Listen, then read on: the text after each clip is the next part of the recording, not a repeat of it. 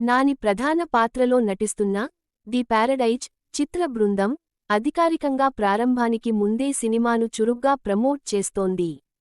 ఇప్పటికే కొంత భాగం షూటింగ్ పూర్తి కావడంతో అంచనాలను పెంచడానికి మేకర్స్ ఇప్పుడు క్రమం తప్పకుండా క్యారెక్టర్ పోస్టర్లను విడుదల చేయడం ప్రారంభించారు.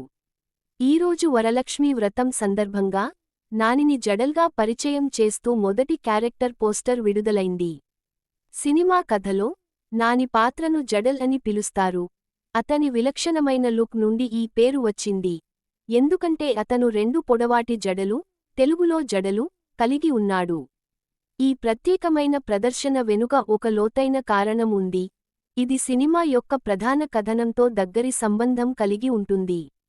సికింద్రాబాద్ యొక్క గత యుగంలో సెట్ చేయబడిన ఈ జడలు ప్రతీకాత్మకంగా మరియు కథాంశానికి కేంద్రంగా ఉంటాయి.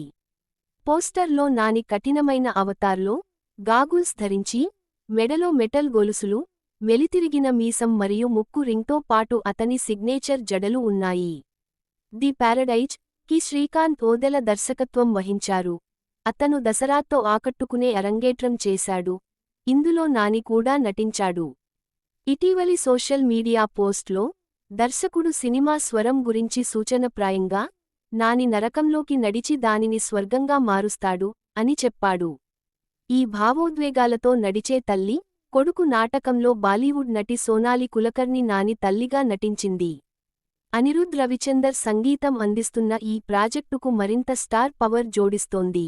సుధాకర్ చెరుకూరి నిర్మించిన ది ప్యారడైజ్ మార్చి 2026లో విడుదల కానుంది. మహిళా కథానాయికను ఇంకా ప్రకటించలేదు.